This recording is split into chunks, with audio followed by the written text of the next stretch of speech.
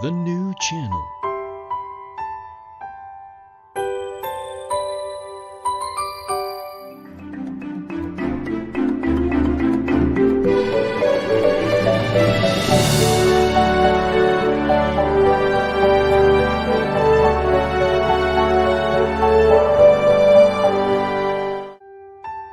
The new channel.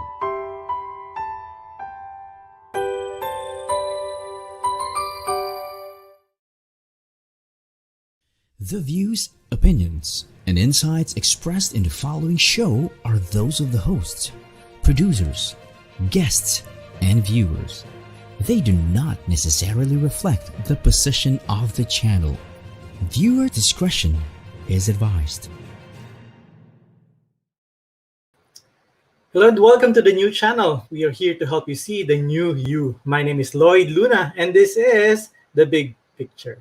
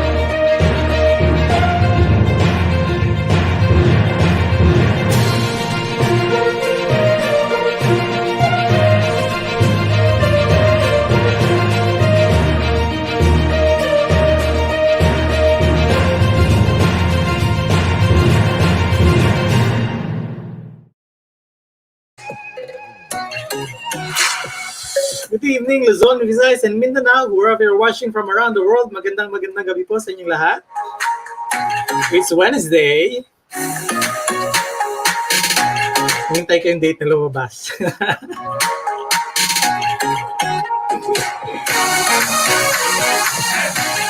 It's Wednesday, the 26th of August, 2020. Kumusta po inyong Wednesday? Happy to be here tonight. Maraming salamat po sa nakatutok ngayon at nanonood. If you're watching, please do share our live stream link. You can also organize your own watch party and you can share this with your groups, sa inyo pong mga chat groups. Pakibulabog na lang po ang inyong mga kapitbahay. Hello, Miss Cholita and Nerissa and Jen Rosario watching from Pampanga. Good evening, Sir Lloyd and for TNC viewers. Magandang gabi.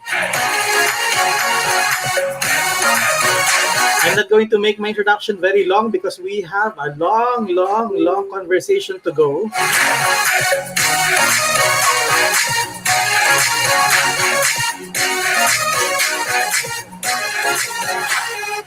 Opo, at pag sinabi ko pong long conversation is hindi lang siya long conversation, is substantial pa.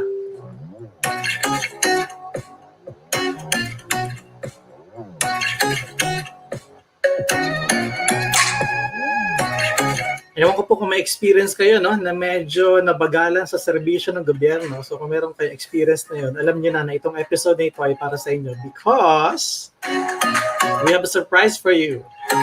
Bawal na po mabagal sa gobyerno.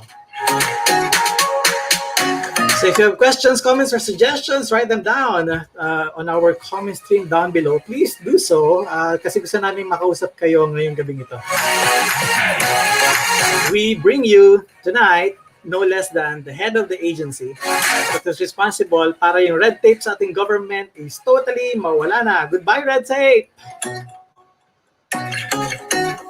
Good. So if you're watching, again, please do share the live stream link so your friends, families, associates, ang inyong mga kasama sa trabaho, yung mga kaibigan sa negosyo is malaman kung ano ba itong ginagawa ng Anti-Red Tape Authority dahil sila po ay agency na na-create ng Ease of Doing Business Law. Medyo mahaba yun, yung title ng law. Tatanong ko. RA 110 what? 3632? Mamaya. Ang host na hindi nagre-research na maayos, ha? Anyway, thank you so much sa mga nanonood na mula sa iba't ibang bahagi ng Pilipinas. Again, this is an interesting night for everyone because we're going to talk about ease of doing business. Ano po yung bawal, ano yung mga karapatan ninyo na pwede nang i-insist because of the operation of the law. So naging usapin sa nitong mga nakarang araw yung ating mga cell sites, paggawa ng cell sites ng ating mga telcos. So sinasabi na months, it takes them months before they can build a tower, cell site pa lang. So parang nasisisi yung mga telco, but ARTA says, well, hindi na pwede yan because may tayong batas. Aprobahan nyo, hindi. Aprobado na yan.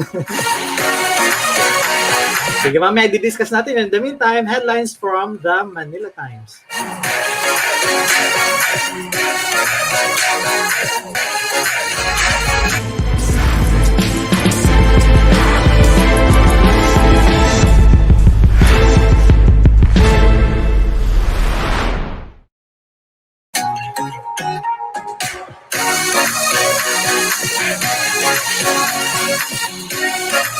Concepcion to study saliva tests for COVID-19.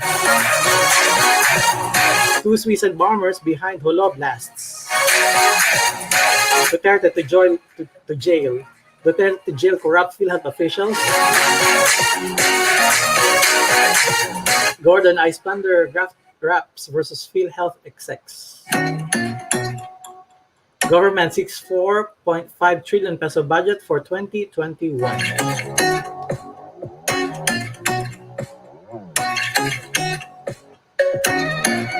ADB okays $121 million COVID response loan. And PSEI climbs, but still below 6,000 territory. Headlines presented to you by the Manila Times. For more news and information, please go to manilatimes.net or download your application at digitaledition.manilatimes.net. Nakalimutan ko po na if you're going to watch our show on YouTube, you can actually have a chance to get a gift from Unisol. Ito po yung mapapanalunan if you watch us on YouTube, hashtag the new channel, at magbigay po kayo ng comment ninyo doon. Watch.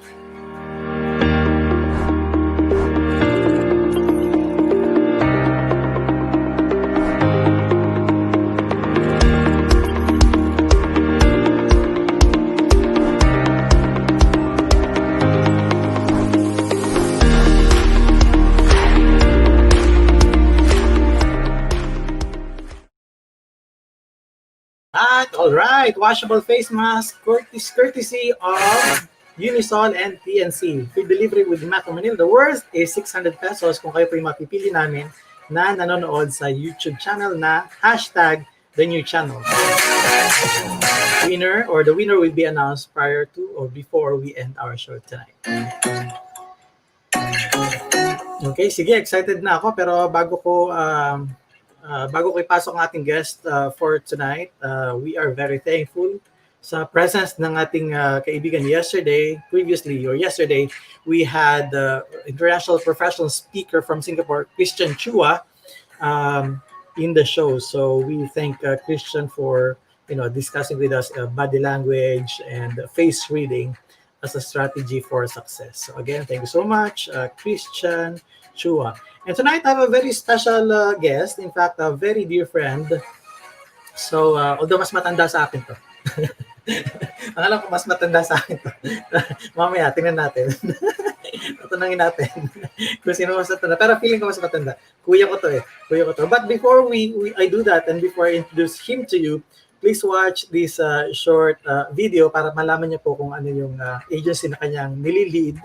And at the same time, ano yung pag-uusapan natin for tonight's episode. Watch.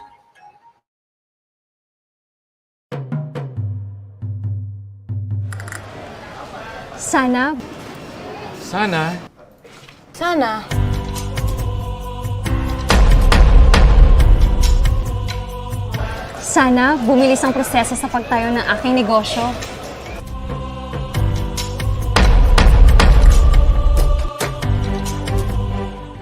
Sana hindi na kami mahirapan sa pagkasikaso ng aming mga papeles. Sana umayos ang kalidad ng serbisyo ng gobyerno.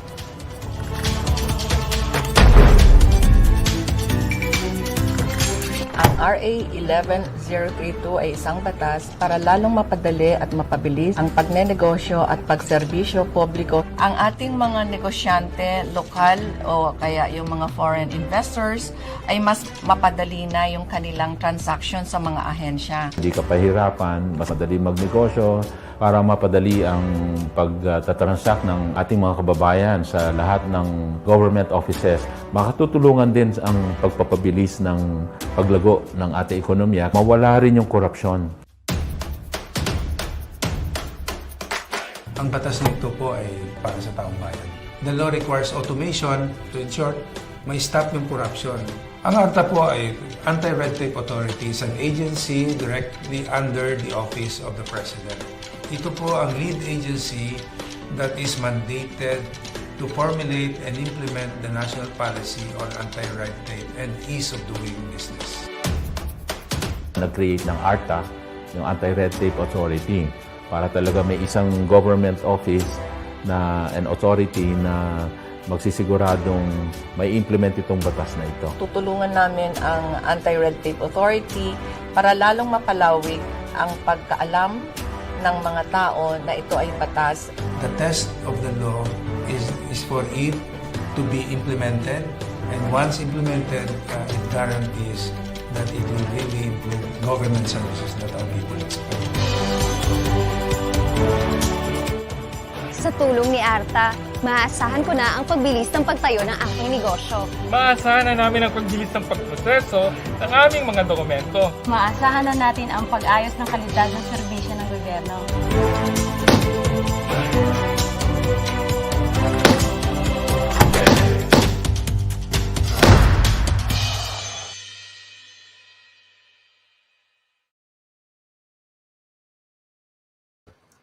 Ladies and gentlemen, my good friend, Director General of Anti-Red Tape Authority, Jeremiah Belgica.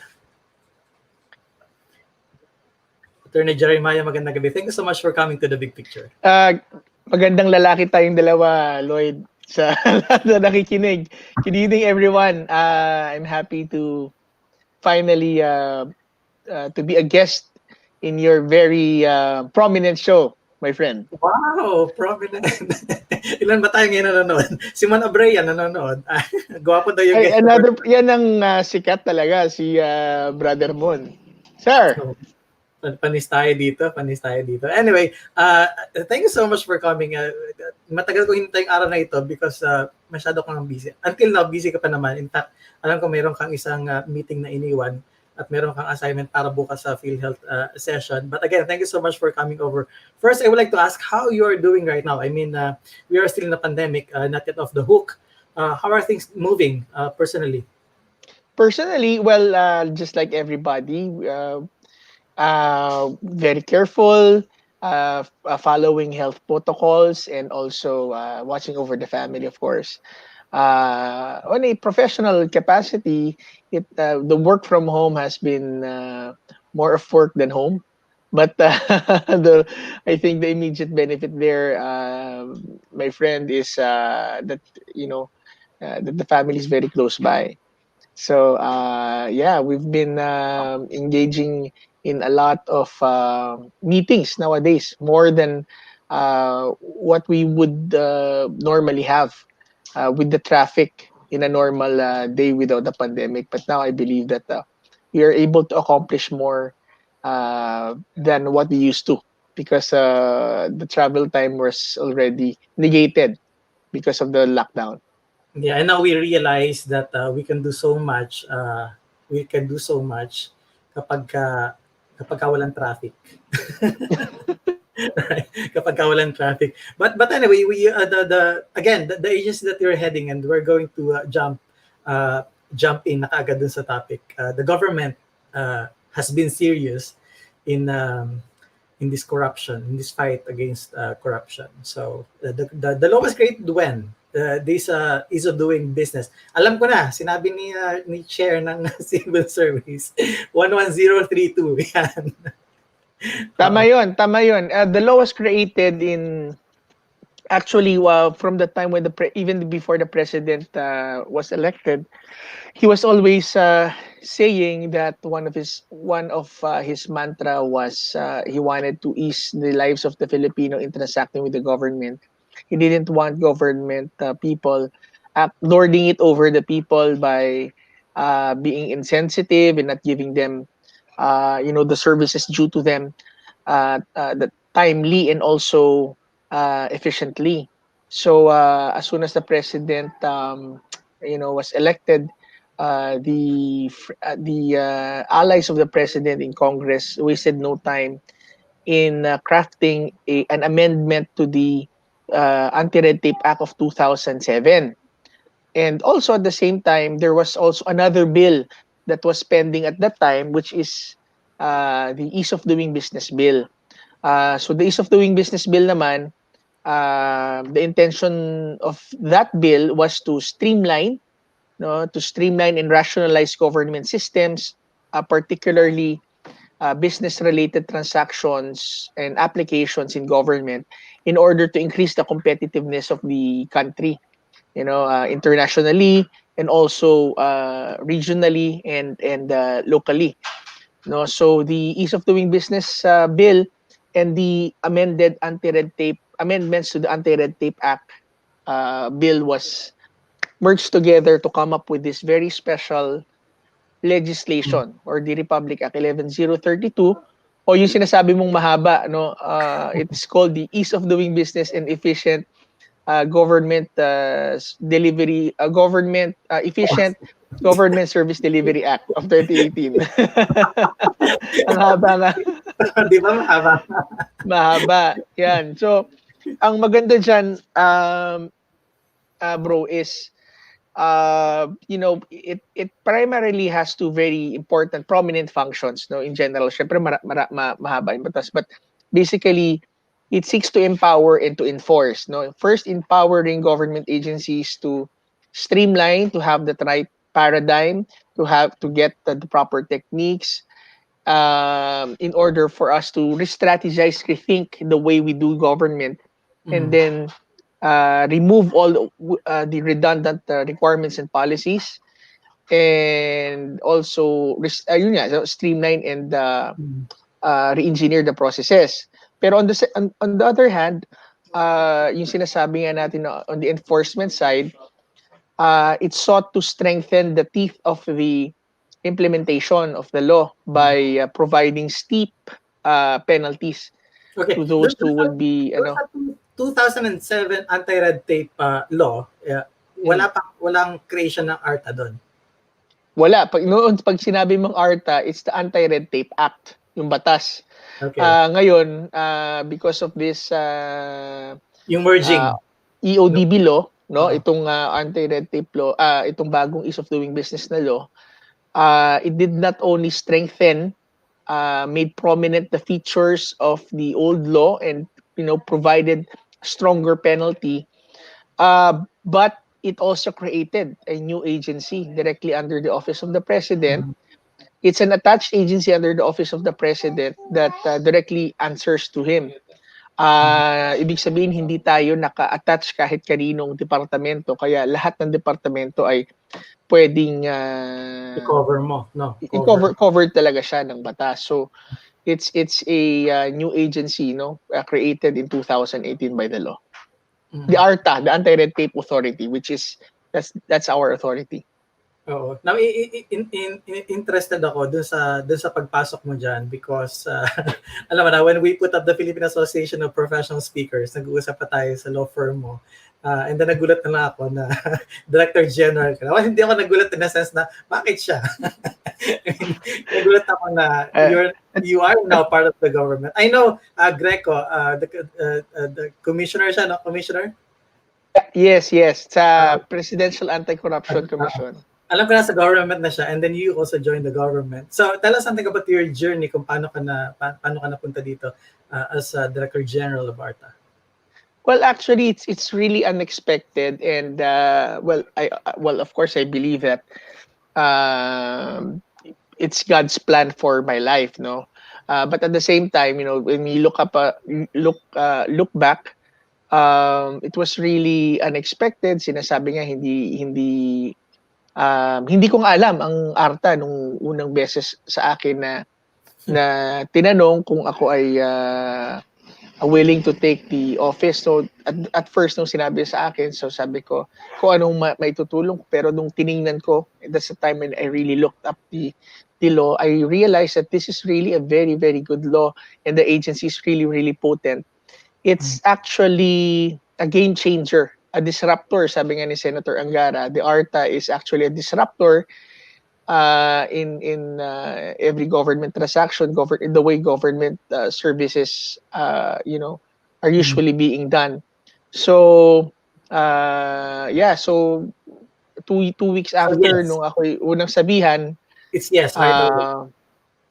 yeah, kasi ako naniniwala kasi sa ating Pangulo dun sa kanyang drive talaga against corruption, and also yung talagang sense niya to have a change in our society. So of course, in anything that I can do to really help in this at this phase, and it's really a privilege and an honor and a blessing to serve under him.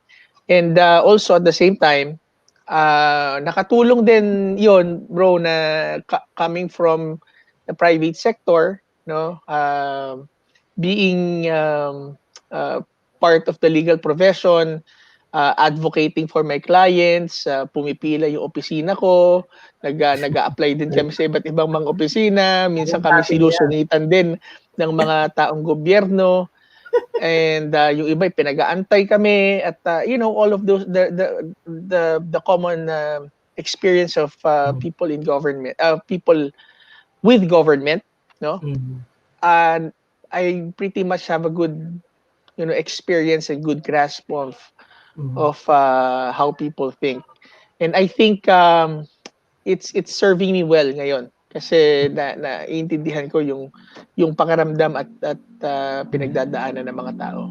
At ito na nga yung sinasabi natin na ngayon may ngipin na. May ngipin na yung batas. Hindi lang siya on paper. Talagang makakasuhan kasi talaga. Mamaya pag-uusapan natin yung kaso, yung mga violation, ano pwedeng i-file na kaso. Pag may reklamo ka sa experience mo dealing with the government, business permits and things like that. So pag-uusapan natin. Now it's interesting. I'm going to show one video, and maybe this video can in fact explain even further kung ano yung ginagawa natin as an attached government agency directly under the office of the President. Pangarap ng batas na ito na maalis na ang red tape at korupsyon upang tuluyan ng mapabilis ang mga proseso ng gobyerno. Upang makamit ito, may dalawang landas na sabay na tatahaki ng ARTA. Nandito ang empowerment at enforcement. Una ay ang empowerment, kung saan bibigyan ng tulong at kapasidad ang mga ahensya ng gobyerno para mas streamline, ma-re-engineer at maiangat nila ang kalidad ng kanilang serbisyo. Tulad ng regulatory impact assessment, kung saan ang mga proposed na proseso ay sinisiguradong may progressive na effect.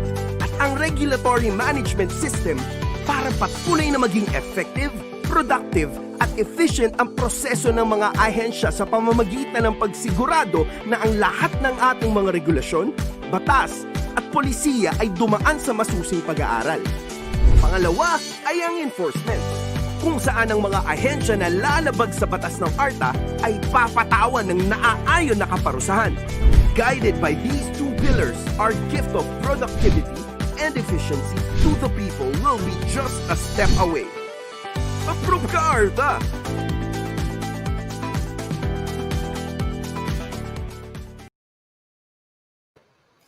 Now, it's seemingly a tall order para gawin yan. It's napakaganda kapag kapapanoorin. Now, DG Jeremiah, my question is, how challenging was it at the beginning? Nung naupo ka, I'm sure napakataas ng resistance because, this is something na talagang magdi-disrupt ng, normal operation or yung Jurassic operation ng government natin in terms of processes, yung mga layers ng mga proseso. Na doon minsan natatawing corruption. What were the challenges when you started? Well, honestly, there were many challenges, pero sabi ko nga, I'm blessed to work under a president with such a strong, not only political mandate, but political will, determination, and us, no, Lloyd, alam ko sinasabi mo kanina mas matanda ako sa'yo, pero katulad natin na mas matanda ka talaga sa akin. Wait Hindi, lang, wait lang. Meron ako- hindi natin, wag na natin alamin, bro. So, I Sige, mean, so I think us having, yung pangarap lang natin talaga dati na talagang magkaroon ng pagbabago, no, way back, no, yung nung tayo ay mga teenager pa, no, mga 5 years ago, no. So hindi totoo yun, yung sinasabi ko. Anyway, so pero having that opportunity and the idealism that we have and also the energy coupled with that strong mandate of the law, makikita mo kung ano man ang oposisyon na meron dyan, yung mga matitigas ang ulo, alam mo na nandun ka sa tama, eh, di ba? Alam natin na ito ang kinakailangan mangyari, and there is actually a strong momentum or a strong sense that we know that this really needs to happen, and it's really going to happen whether you like it or not. Kasi the people has waited so long, and now we have the mandate, we have this law, and we have this agency, and we have a terrific and fantastic strong president who would really is serious in and fighting popular. red tape and corruption. And popular. And yeah, has a strong political mandate. Yes. So it helped a lot. Pero ang challenges, of course, many challenges, particularly in two ways, no? Yung sasabihin natin na, of course, may mga personalities na talagang kung lulusot sila. No, pero ang sa tingin ko na mas malaking challenge diyan are the systems that were made in place for so many years, for so long already, for decades and decades, na proseso na yun ang kanilang nakasanayan, and layers upon layers of department orders, policies, and sometimes it's based on law na outdated law na kinakailangan i-repeal. And Kasi pag ordinances. sinabi in ordinances, yes, kasama lahat yan. And minsan walang ordinansa, walang batas, pero nandun lang sa nakasanayang practice nila, and it just represents the paradigm and the mindset na that has crept on through so many years, and more especially so this is what we call the silo system of operation of the different government agencies, na kung saan government agencies would sometimes see themselves, see their agencies as a separate kingdom amongst many kingdoms. So hindi nag-uusap-usap, hindi nag-sharing ng mga data, no? Kahit mag-streamline yung isang government agency A, si agency B hindi naman mag-streamline, so hindi rin nararamdaman minsan ni Juan de la Cruz the changes that happens across the board because of the silo system of operation. So that is a big challenge, not only for ARTA, but I think more so with the different government agencies. Kasi with ARTA now at the helm of the implementation of this law, we always remind them that streamlining and working as a whole of government is no longer optional, but it is mandatory. Kasi hindi pwedeng kamay lang yung gumagalaw especially kung yung kanan lang gumagalaw, yung kaliwa hindi. So talagang isang katawan siya. Exactly. Now, talk to me about threats. Were there threats nung malagay ka din sa pwesto? Meron ka bang mga ganyang... Marami. Anong klaseng threat sa bahay pag di pa ako umuwi dahil sa sobrang dami trabaho? Kasi we're talking about disrupting a practice. Parang time memorial nilagay nila dyan. So how did you deal with it, yung ganong klase? Especially nga kung meron talagang legitimate threat sa buhay mo. Or pinag-isipan mo yun, or na-consider mo ba yun? Well, maganda dyan, Bro Lloyd, alam mo yan, no? Yung ating relationship sa Panginoon is, it's been embedded. I always approach what I do as a ministry. Of course, it's a privilege that came from the people, came from trust that reposed by the president. But more so, I do believe that if you're doing God's perfect will, He will really protect you. No, Ang sabi ko nga, tayo mga Kristiyano naniniwala sa buhay na walang hanggan. Wag ho nila akong tatakutin kasi may buhay na walang hanggan tayo. So, but at the same time, I always believe na sabi nga sa amin ng aming tatay, no, wala raw na pinahihinat na ng mga duwag. No, so tsaka tayong mga gumagawa ho ng tama, ba tayo matatakot? So anyway, I think it goes with the territory.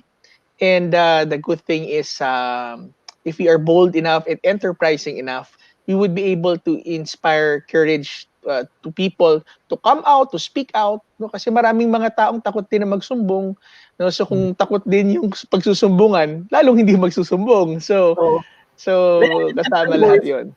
And the worst, I think yung iba is tinanggap na para ito na yun. So, yeah. So magsasalita.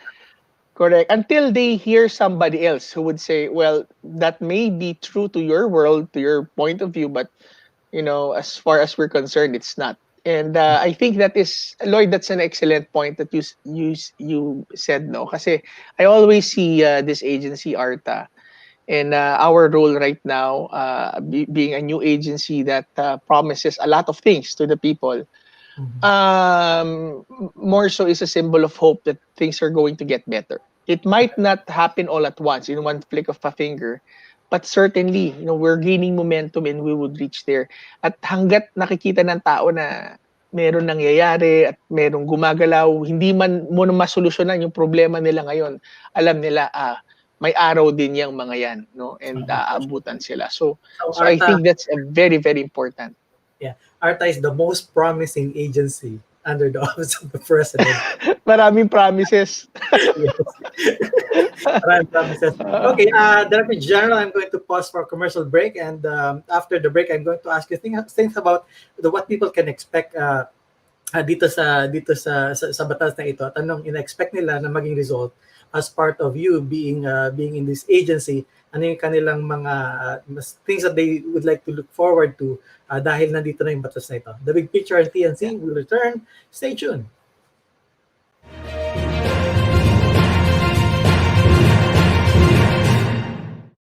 Since I got my new place, I've enjoyed every single day here. Hotel-like amenities, attentive staff, resort-style living, all in a premium location. So life here is easy and convenient. That's why I invested in another unit. I can earn more, and they can enjoy the very same things I enjoy at home. What a life! So much more rewarding. So much more to life. SMDC. We need beauty every day. We need power every day. But are you ready? Ready? Ready. Beauty is power.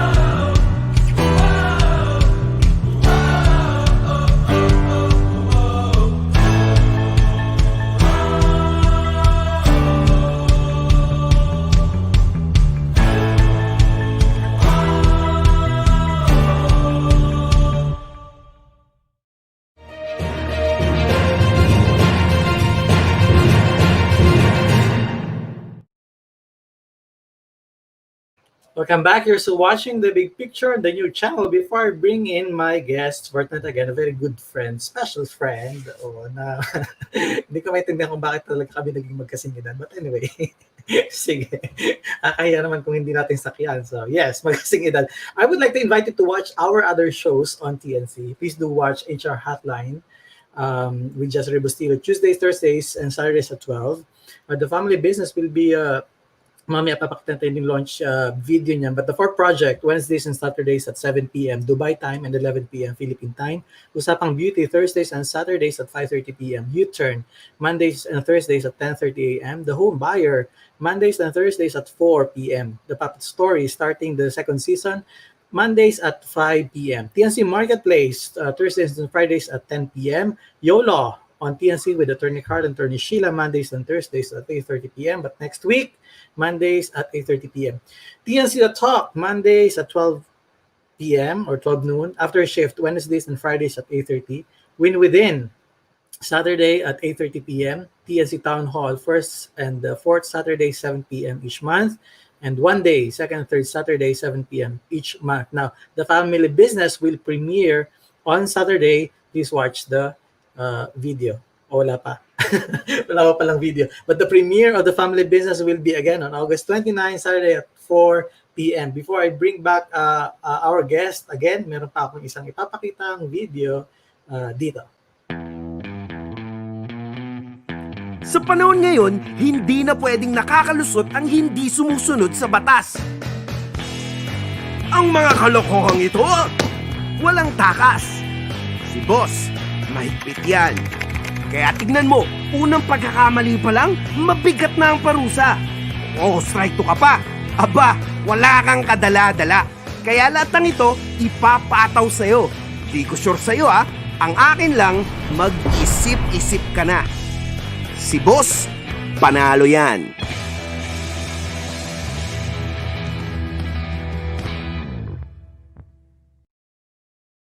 Ladies and gentlemen, welcome back. Our guest for tonight, Attorney Jeremiah Belgica, the Director General of Philippine Anti-Red Tape Authority.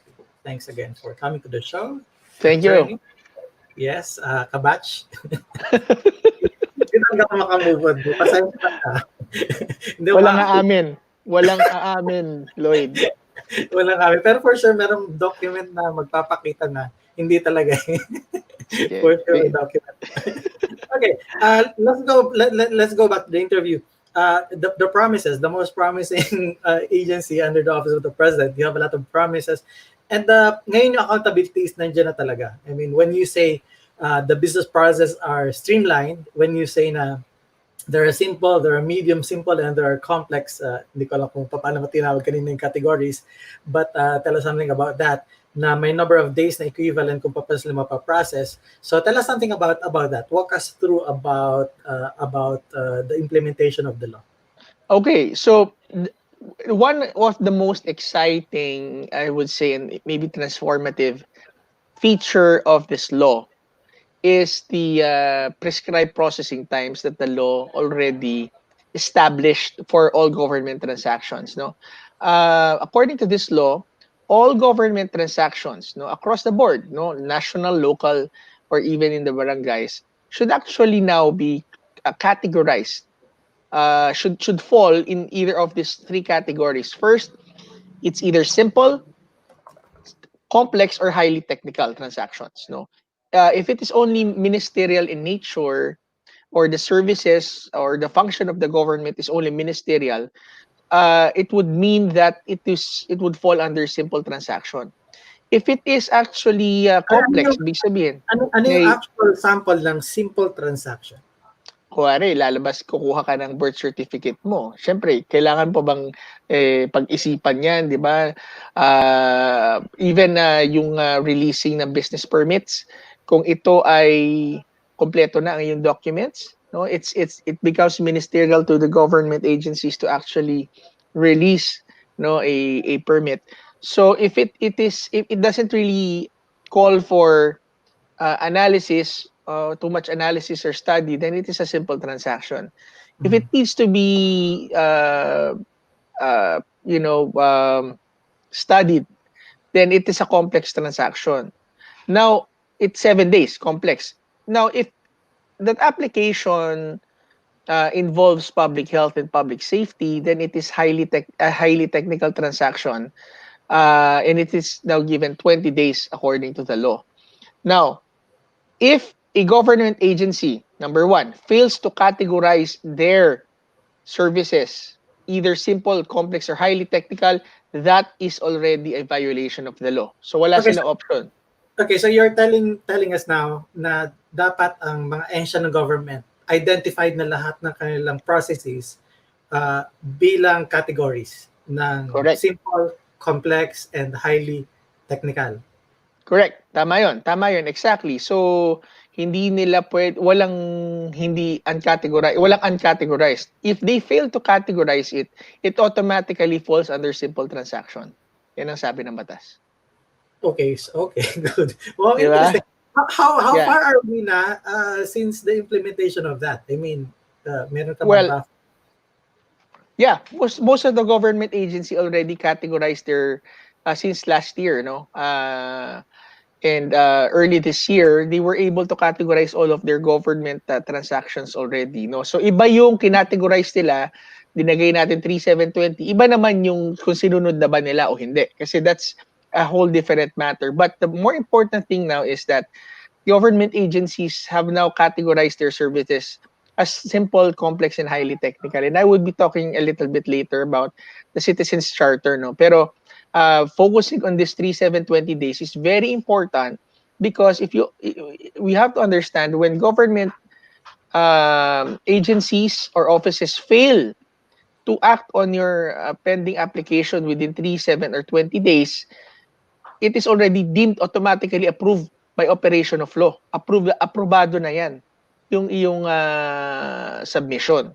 No, kapag ito ay kompleto na, as long as it is complete with all of the documents required and also fully paid. If it is fully paid and complete already and it goes beyond the 3720, then it is already automatically approved. In fact, ARTA already declared around almost 7,000 permits automatically approved since we started last year, last September. Wow. And I believe marami pang mangyayari niyan kasi itong pinag-aaralan natin, tinitingnan natin yung mga compliance report ng mga LGUs with regards to some pending applications that they have with the telco companies. So ARTA is in the process of looking into the explanations and compliance reports of the LGUs on the unacted applications na sinasabi. No? I think later we might be talking about the cell towers, but it's the same principle, no? The automatic approval. That's an interesting discussion. Very quick lang. Kasi when the president, I think when the president of Globe, Ernest Koo, attended the meeting with the president, parang pagkatapos ng meeting na yun, meron na kagad result. I mean, days after that, parang, yun naman pala ang problema yung sobrang layer na how many months yung kailangan nila just to build the tower, di ba? So, kayo yung agency na nakaagad umaksyon doon when after Actually, bro, ang totoo niyan, before nag-SONA, na-resolve na natin yung sinasabi nilang mahabang proseso. Kasi July 23, we were able to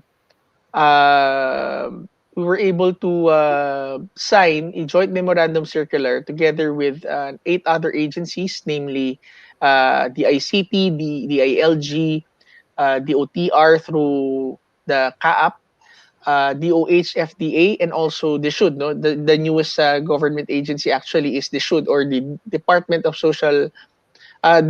Human Settlements and Urban Development. Nagpirmahan tayo, no? DPWH pa. The joint memorandum circular where we were able to reduce what used to be 261 days to 16 days na lamang. So ito yan, no? I think it's being shown, the picture. This is the joint memorandum circular. And it is also the first ever digitally signed. That's virtual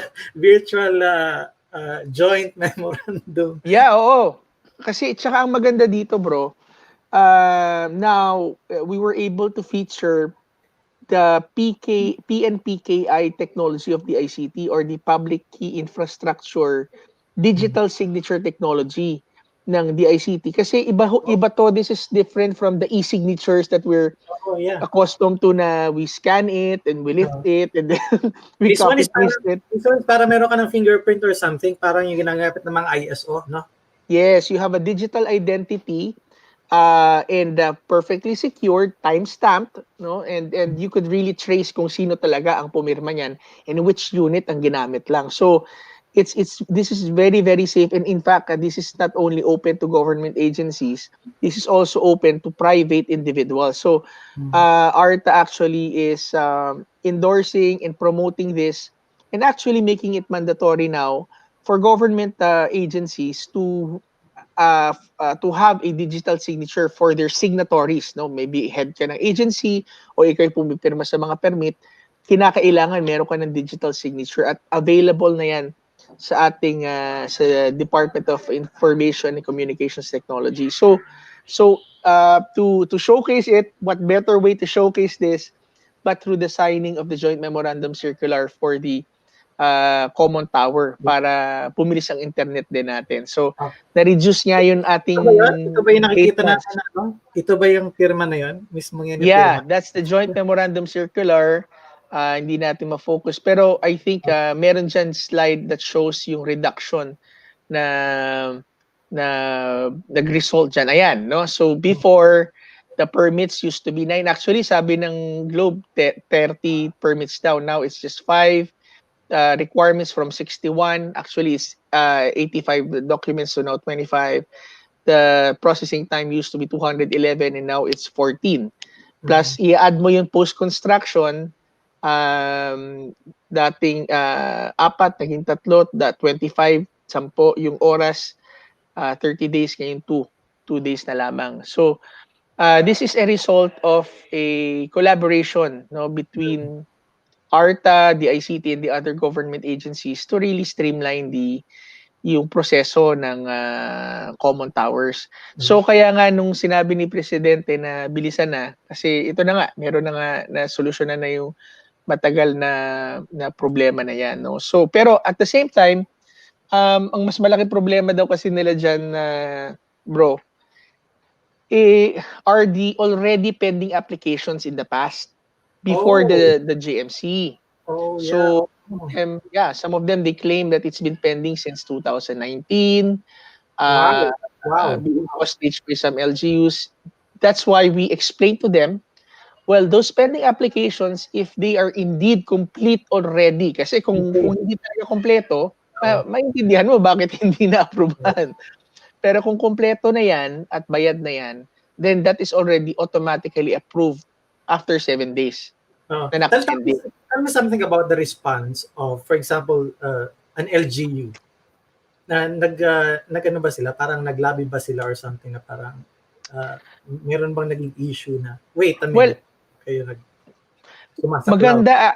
Actually, the good thing here now, Lloyd, is I believe, every honest public servant and every honest local leaders would really want their internet to be faster. So when we did meet with the different leagues of local government, yung League of Cities, League of Municipalities, League of Provinces, yung mga councilors league, sabay-sabay natin silang kinausap. And then they gave their full support dito sa joint memorandum circular, and actually they were asking for guidance. So tinutulungan naman natin sila. Pero ito nga, no, syempre madali mo sabihin na suportado kita, DG, suportado namin ng ARTA, suportado namin ng ni Presidente, ang movement niya dito. Pero hanggat di mo nilalabas yung permit na matagal na sa'yo, hindi ako maniniwala. Sige, tingnan natin kasi meron yata ang testimonial si Monteria. Sobrang bilis talaga tayong proseso kasi kumindat lang daw siya. Binigay na yung drivers. Kaya talaga, Mon, pagka pogi, talagang dinadaan na lang sa kindat. may discrimination pa din. I mean naiintindihan ko na ako for example, baka magawa ko din 'yan. Autograph ko din.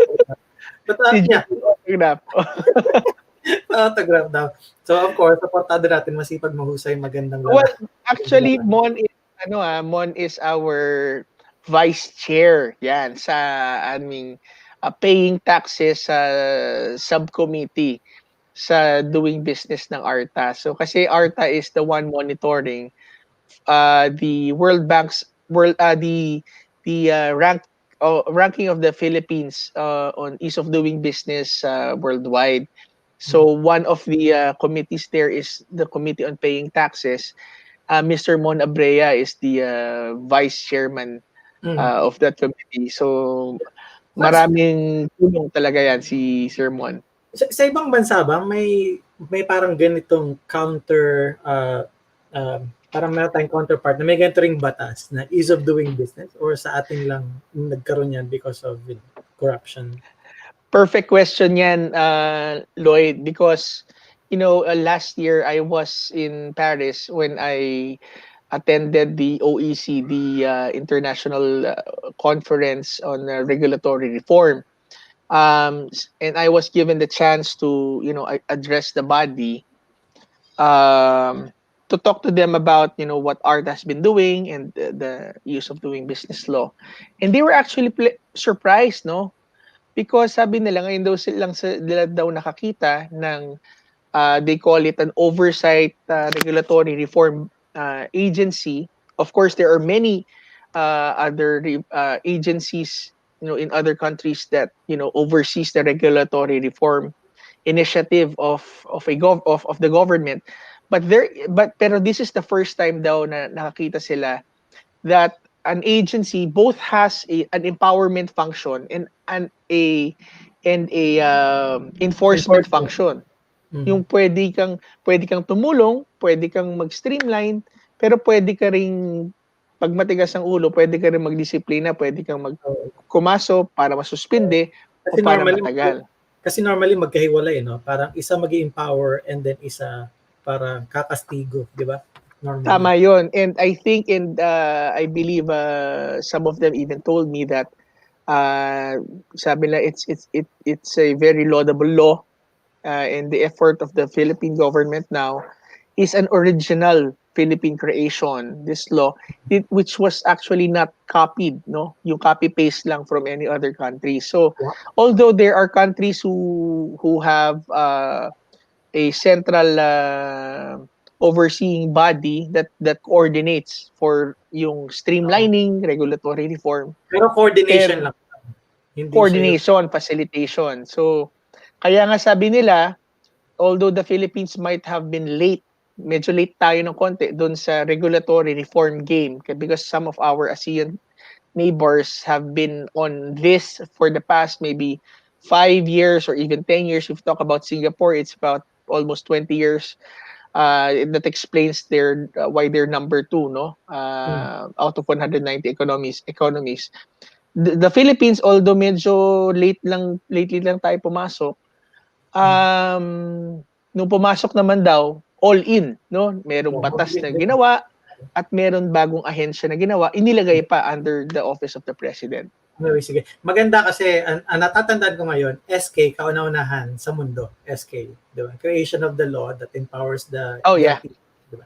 And then ngayon pala, itong ikalawa na meron tayong itong klase ng law na unique, kauna-unahan sa mundo. Okay, I'm going to pause for a second commercial, and then after that, I'm going to ask you some few questions, and we'll have a game, DG. I hope you win. The big picture will return. Stay tuned.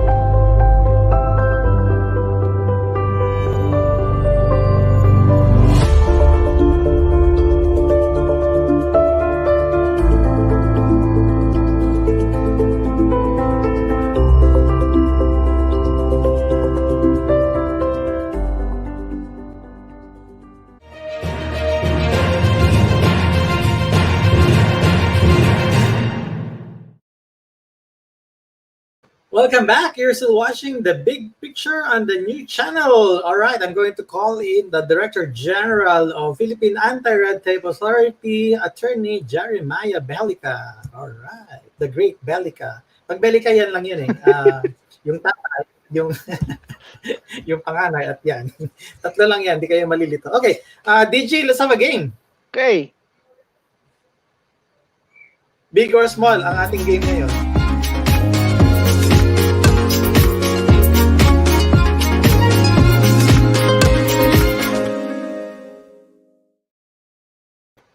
Okay, if you prefer the object or the item to be big, you say big.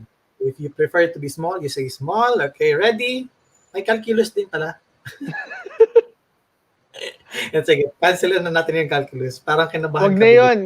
Kaya ako nag-abogado para walang numero eh. Okay. Para sa'yo na lang yun, engineer. Sige. Okay. Ayoko din. Okay, first item, coffee. Big or small? Big.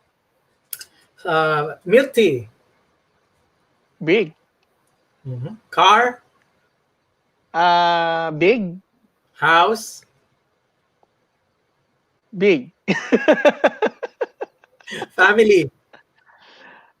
Gusto ko big, although I have a small one now. Pero so wala ka pa sa kota, malayo ka pa sa kota. Credit limit sa credit card. Well, small na lang kasi my wife wants it small. So okay. So bagay, food soldier. Masunurin tayo eh. Masunurin tayo. Exactly. Food soldier, so what do you do? Planet in the solar system. Planet in the solar system, big. Bed. Big. Wristwatch. Small. Okay, malinaw. Pero malaki yung wristwatch ko. Okay, answer the question. Kung totoo ang langit, except from your family members and myself, sino gusto mong isama sa langit kung aakyat ka na ngayon? Sino gusto ko isama? Except for family members. I think the lowliest of society. Maybe the biggest sinners. Kailangan ba, specific? Yes, specific. Si President Duterte, siguro si President na lang para maano. Okay, para doon kayo magtuloy ng kwentuhan. Okay, kung ito ay barbero, sinong artista ang gusto mong gupitan ngayong panahon ng quarantine? Kung ako'y barbero, sino gusto kong gupitan? Artista. Artista, siguro sino ba? Si ano na lang siguro, si Lloyd Luna.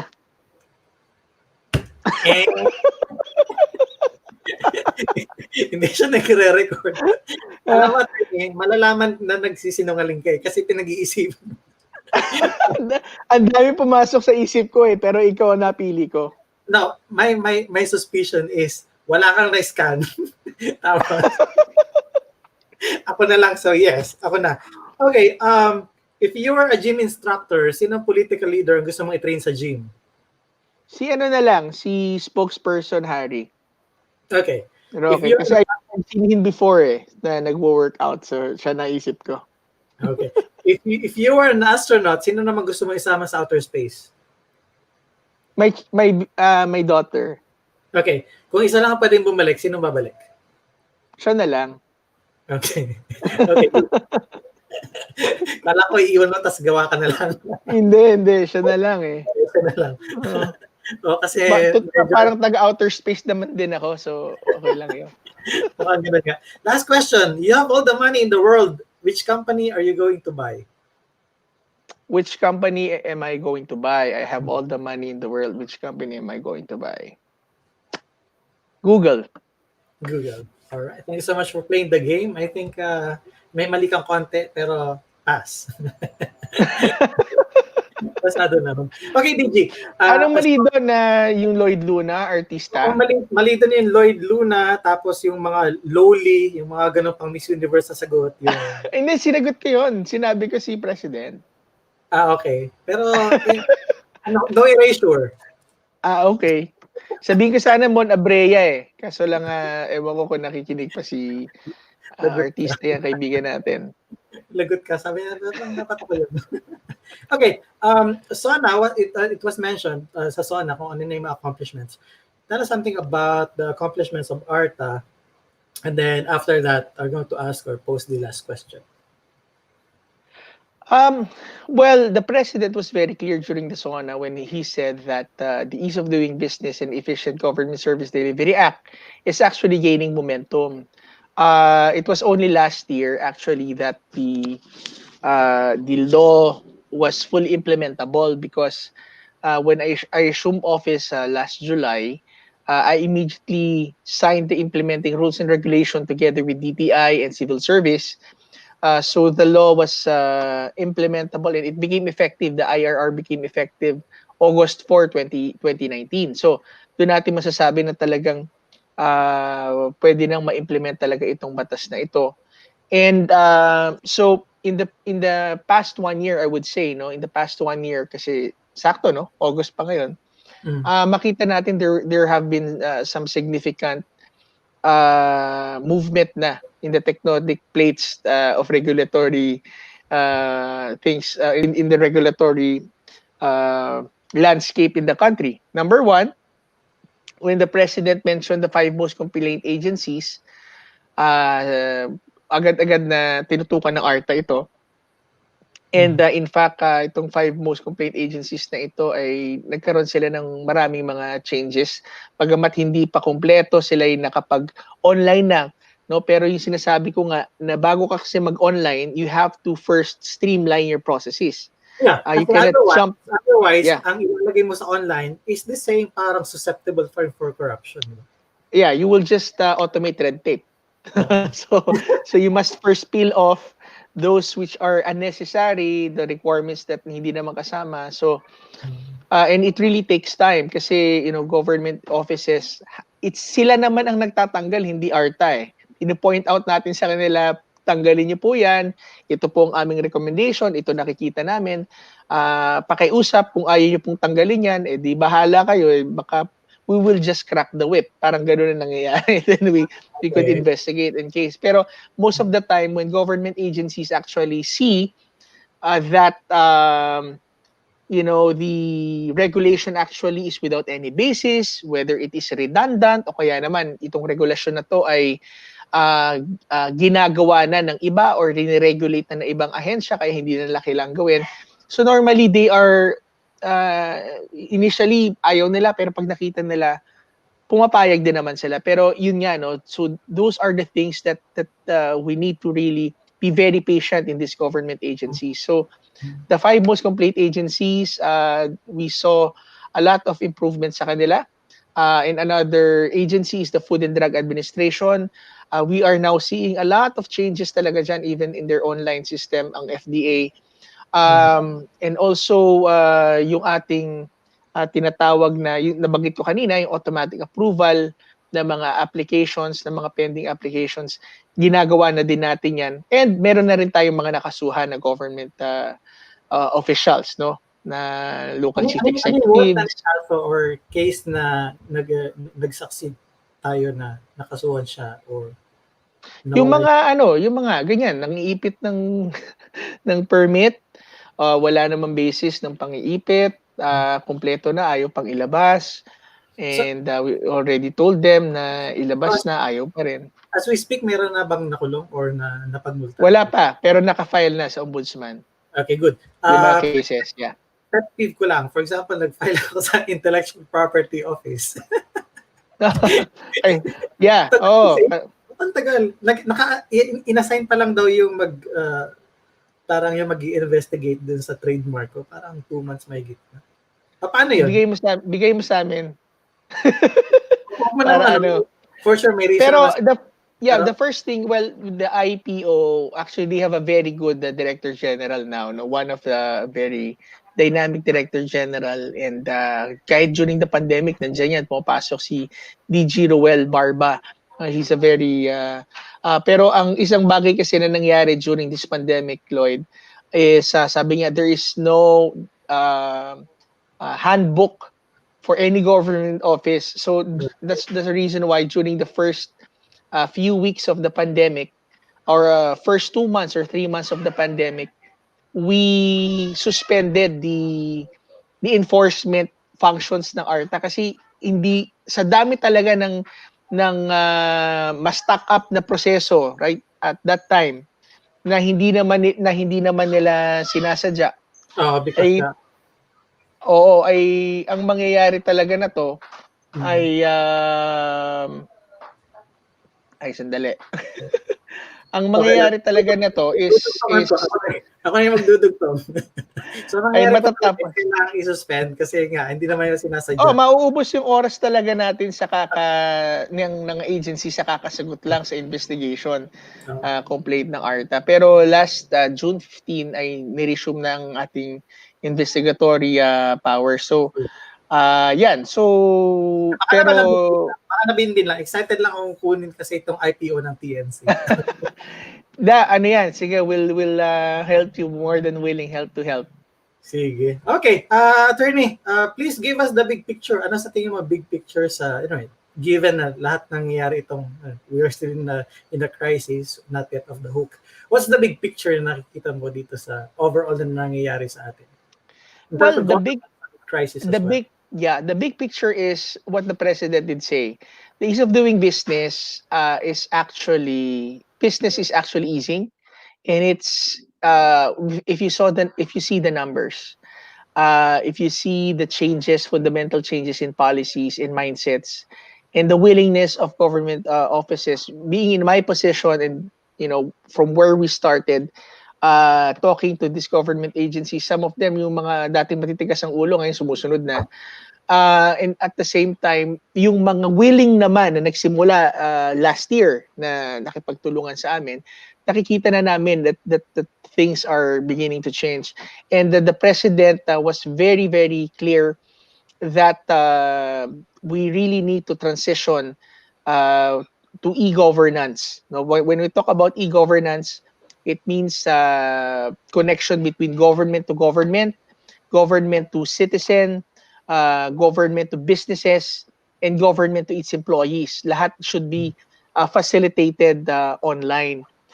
So yun ang hinaharap natin, no? Yan ang end goal natin diyan, na the real ease of doing business is being able to do your business not only online but as much as possible even at the comforts of your homes using your cell phone.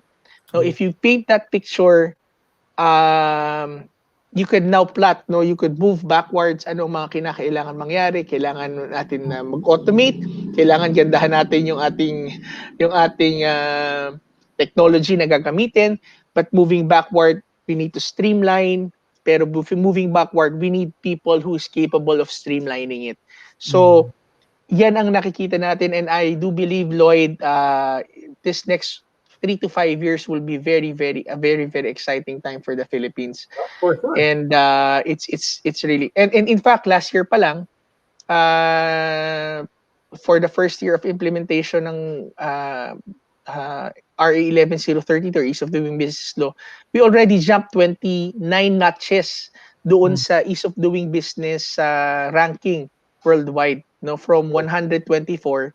Ngayon nasa 95th tayo. I think it's one of the highest level that we have reached in the history of the survey, and we hope, no, na in this coming next 2 years na nagre-remain sa administration ni President Duterte, we would be experiencing new highs in the ease of doing business. So amidst of all of the bad news, fake news, true news na bad news, I think it remains to be a good news that we have this law and that we are moving, forging forward, and the momentum is getting stronger.